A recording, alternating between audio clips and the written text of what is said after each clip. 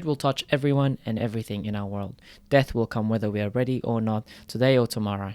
One thing that is certain is that every soul shall taste death. Quite a scary concept to wrap our heads around. Being alive, feeling the wind on our skins, feeling our blood rushing through our body, and all in an instant, a moment of pause. No noise or no stress, no feeling. All in an instant, we leave this world. Everything that we worked days and night for, everything we stressed about, cried over or laughed, celebrated or hated. All in an instant, we leave this world.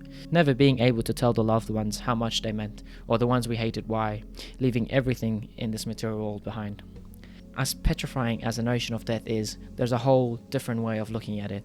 A way that not only aligns more with reality, but is overall beneficial for both our body and soul, both in this world and the hereafter. A different way of perceiving death and the end of this world, and its influences on our material life and our limited time. Remembering that death is ever so near is so vital to living, not only in this world but also for the hereafter, as you are in a constant awareness of the repercussions of your deeds.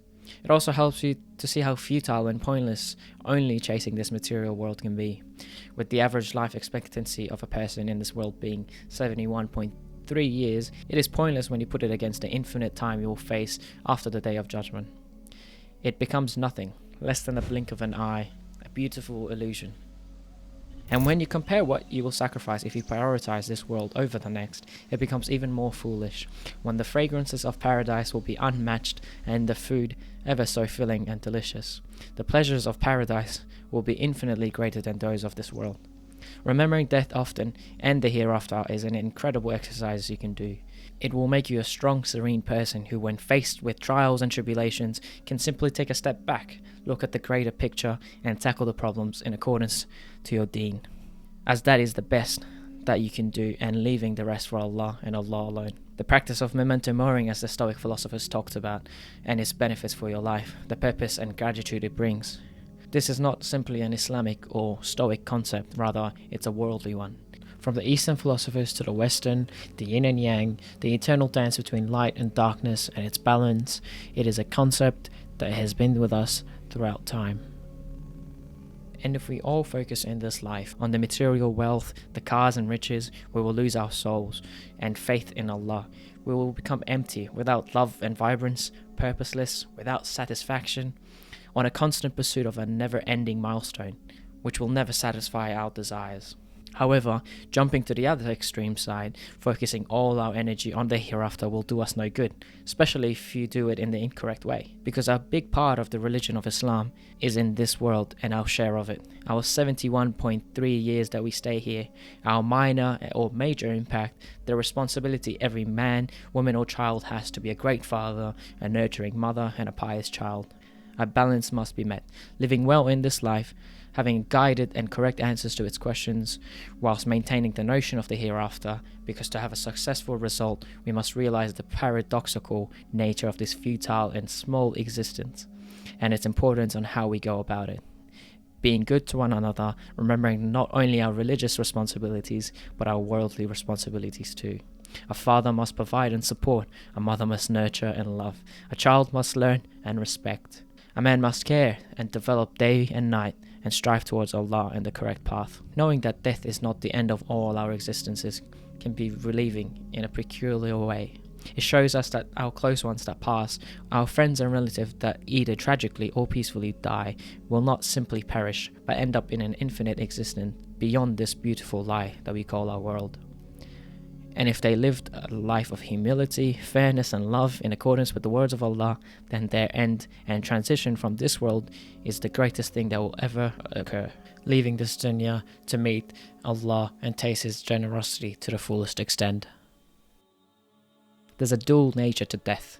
For example, when a tree falls in the jungle, it makes a thunderous noise, creates a canopy gap, and sometimes damages the plants around it which were the closest to it. But in time, it creates a whole ecosystem for various insects, fungi and small animals who take the seeds and fruits of the other trees to different places, spreading the species and growing a whole forest with time.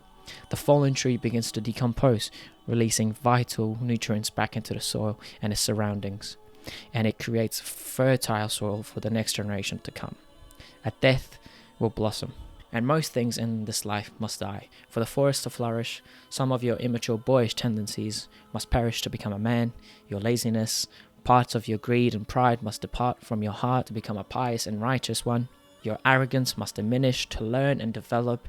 Death will give you a new life. Whether you see it or not, there will always be something after death, and the nature of that something will solely depend on the life that was lived before death. It will depend on how big the tree got, how much fruits it had, how good the person lived their life, how kind and pious they were. That will determine the nature of the after. Also, it's a gentle reminder, as the end of a thing gives importance to its creation, to its existence, and its life. Death is merely the portal which the thing takes to move on, becoming better or to face their Lord. Before that though, you as a human being, as a Muslim person, will face the grave. As it was in the intro, you will be tested one final time. You will meet with the angel of death and the angels who will come down, either bright-faced or as darkness, asking the important questions of what it meant to live a good life. Who is your Lord? What is your religion? And who was your prophet? Who did you devote your life to? Whose ways did you follow? Who did you worship and what did you worship? Did you worship and devote your life to money, fame, lust, or to your true God? To being a pious and righteous man, a devoted and kind man, to being a good man, or one that simply chases their desire? Your tongue will not lie, your eyes will not close, your mind will no longer deceive your body. It will justify on your behalf. And you can only answer those questions correctly if you truly live them as the correct answer. The nature of your grave will reflect how you lived your life, and it will be a mere teaser, a tiny peek of what you've earned come Judgment Day. The torment of the grave will simply be what is to come. So remember death often. Know that with every end there's a new beginning, a ripple effect of much more, especially if the one dying is great in nature and strong in faith. Do not fear death, rather strive every day to meet with him in due time. However, when you do, make sure you look your best, make sure you have the best of characters, the highest of morals, and use death as your mover to change, to become better and to be with Allah and in his path. Begin your preparation, as a process of getting prepared is the best you can do for your soul both here and in the hereafter. Strive that when he comes to you, it is with a face as bright as the sun and with paradise's embrace. Strive so that when he speaks of forgiveness and the generosity of Allah's grace. Ensure when death arrives, no darkness surrounds your sight, and ensure when death speaks, his words are not of Allah's wrath, rather of mercy and light.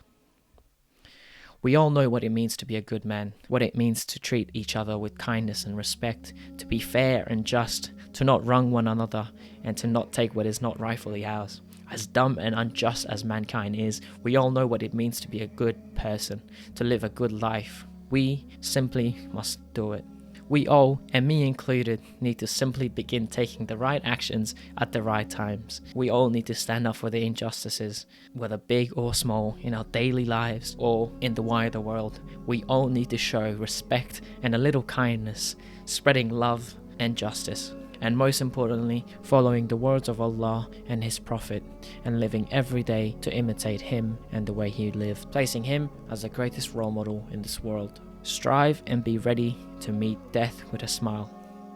And also, thank you for all of you who stayed and watched till the end. I am just a boy in this world, and I hope that through learning and continuous improvement and these seemingly lackluster videos, I can one day become a man, a true man who is in line with Allah and this dunya and the hereafter, and you are all welcome to join. So remember to smile and learn, and I'll see you in the next video.